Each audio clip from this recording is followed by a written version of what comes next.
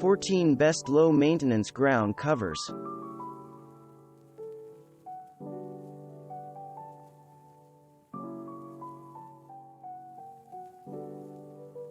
You can plant this drought-tolerant, low-maintenance ground cover at the edge of a rock garden or other space and more or less forget about it, except for occasional watering during the summertime.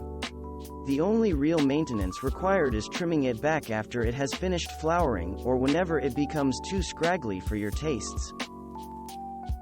When you buy Centaurea montana amethyst in snow, you may be thinking of it as an upright perennial plant with attractive flowers.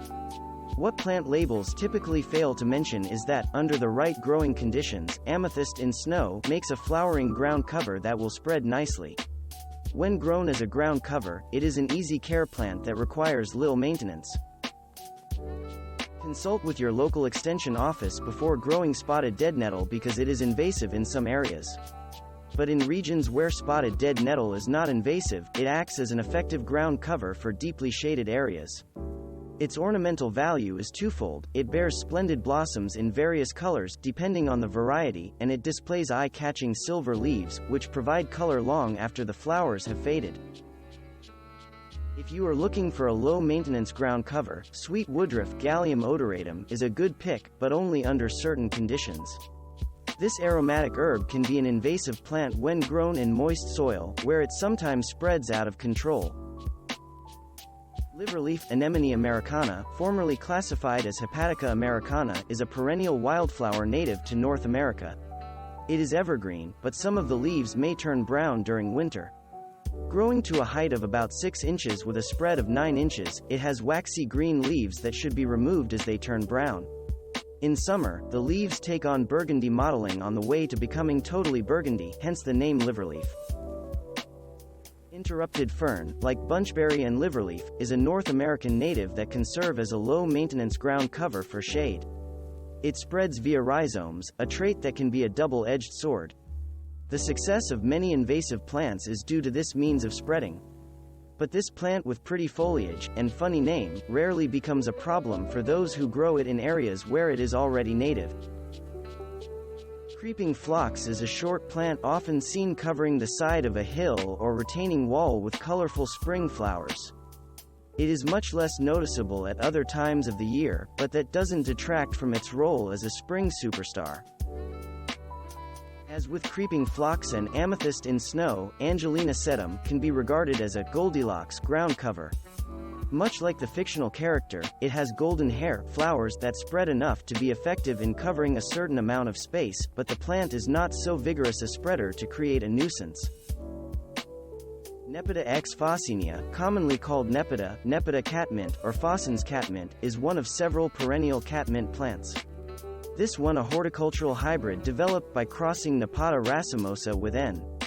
Nepetella. It is, therefore, a sterile plant that will not come true from seeds. Creeping thyme, also known as mother of thyme or wild thyme, is a creeping, woody-stemmed perennial that is a favorite plant to use for a low-maintenance ground cover, serving as a filler between garden stepping stones. Growing only about 3 inches tall, this plant spreads over time, crowding out weeds and thus reducing maintenance further. If you are looking for something unusual, consider wall germander, a broadleaf woody-stemmed evergreen that is often massed or used as a low hedge along retaining walls or in knot gardens. This sun lover grows to a maximum height of about 12 inches with a 24-inch spread, and it blooms with lavender to pink flowers in July. It should be pinched back frequently to keep the plants bushy and shrubby.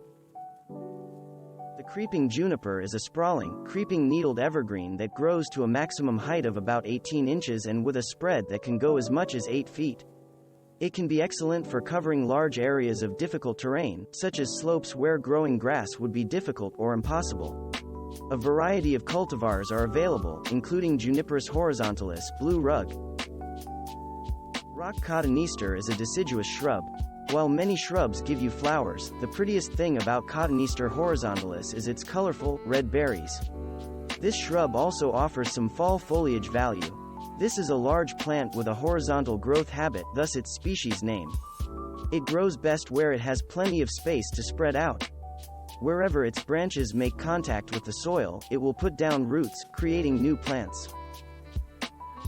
Bunchberry is a shade-loving deciduous shrub native to northern portions of North America. Its native habitat is wooded areas, so it is perfect for a shady woodland garden.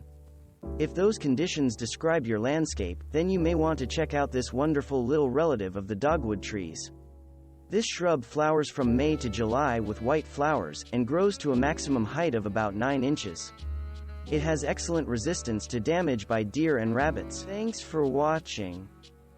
Subscribe for more interesting videos. And please hit the like button for the YouTube algorithm.